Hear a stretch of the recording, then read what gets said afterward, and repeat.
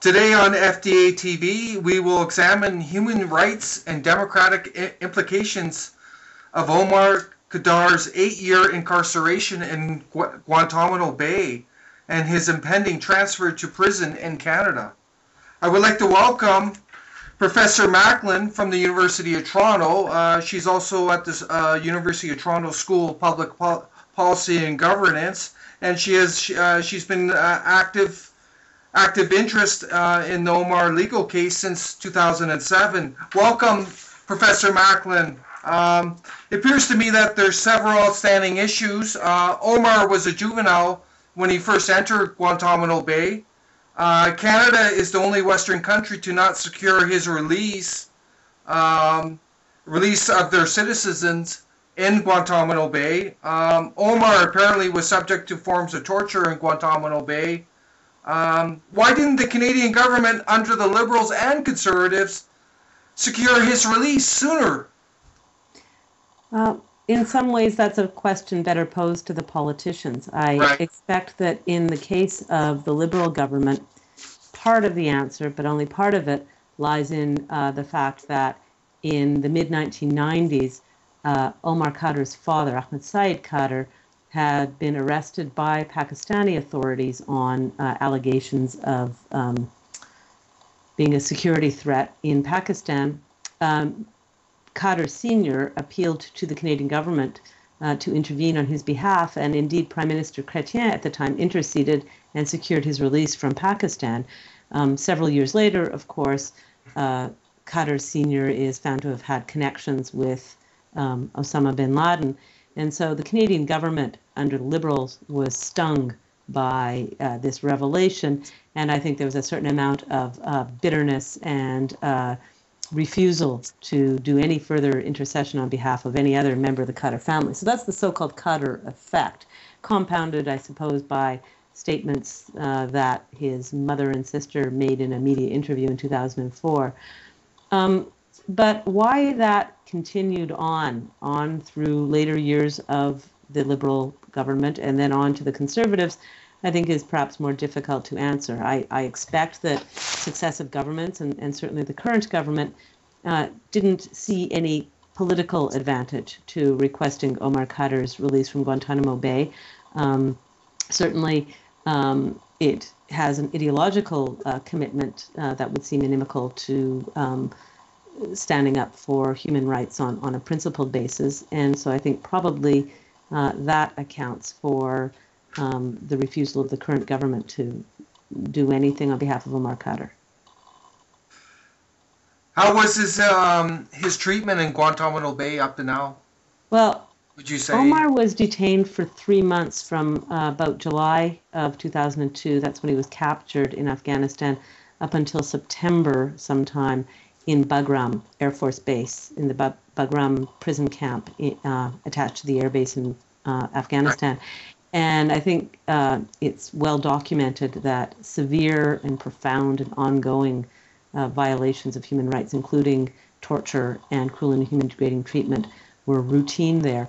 And some of the most horrific incidents of torture, I think, happened to Omar, were committed on Omar at Bagram by, particularly by Sergeant Joshua Klaus, who was assigned as his main interrogator, and as some people may know, was the subject of the film Taxi to the Dark Side, where he was implicated in the death by torture of at least 2 other Afghan detainees at Bagram.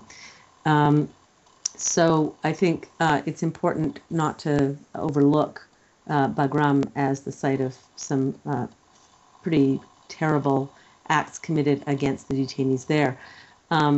Those were probably the most severe, and I think beyond that in Guantanamo Bay there were ongoing incidents of documented abuse, including an amounting to torture.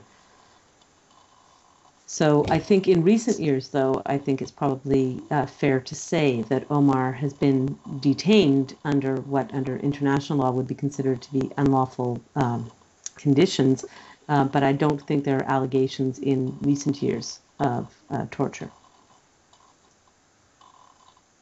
Why? I don't understand why the Canadian legal system and the whole democratic institutions of Canada would allow one of their citizens to be in that situation prolonged. Is there something with our system that would allow that, or is it simply just politics and people are detached? It's mainly politics. I think it's mainly politics. I think that the government saw no votes to be gained in coming to the aid of somebody who had been vilified as a pariah, a son of Canada's first family of terror, and so on. They saw no political advantage, and so they did nothing. Now, I think it is also the case that for a significant period of time, it was fairly evident that the United States had an interest in clearing out as many people from Guantanamo Bay as it could, and so it undertook to repatriate a significant number of the detainees. There are only about 140 odd left today. So there's reason to believe that had the Canadian government asked for Omar's repatriation, that request would have been favorably considered. At various points, his Canadian lawyers did seek recourse in the Canadian courts to try to compel the Canadian government to seek Omar's repatriation. There were two cases. They both went up to the Supreme Court of Canada. In the second of those cases, the argument was that, in particular, it wasn't just that the Canadian government had committed a sin of omission by failing to ask for Omar's repatriation, as every other Western industrialized country had successfully done on behalf of their citizens, and in some cases, I might add, non-citizen permanent residents. It was also that Canada had affirmatively intervened to piggyback on the violations being committed against Omar in Guantanamo Bay by sending CSIS interrogators down there to interrogate Omar in conditions that they knew amounted, in circumstances where they knew that he had been subject to, at a minimum, sleep deprivation amounted to cruel and human degrading treatment.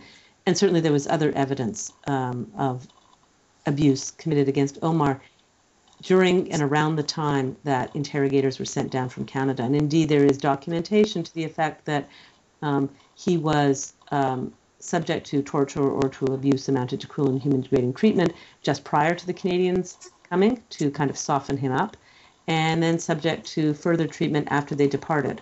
So, and there's reason to believe that the Canadians knew that and were in a sense exploiting the abuse of human rights violating conditions in Guantanamo Bay to access Omar in circumstances that in Canada would have clearly violated his constitutional rights.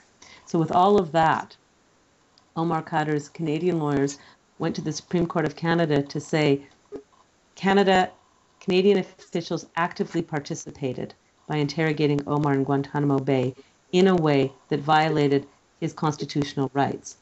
The Supreme Court of Canada found that indeed Canadian officials had violated Omar Khadr's constitutional rights, that in the circumstances of the interrogations at Guantanamo Bay, the Charter did bind the Canadian officials in their conduct toward Omar, and that conduct violated the Charter. What happened after that, however, is that the Canadian Supreme Court declined to go further and actually order the government to seek Omar's repatriation. Instead, they settled on a declaration that the government had violated Omar's rights, and in a sense left it to the good faith of the Canadian government to take appropriate steps to remedy that violation. But the court didn't stipulate what that remedy had to be. They said that a request for repatriation would be an appropriate remedy, but didn't order the Canadian government to do it. And given that the Canadian government had repeatedly insisted that it would not ask for Omar Khadr's repatriation,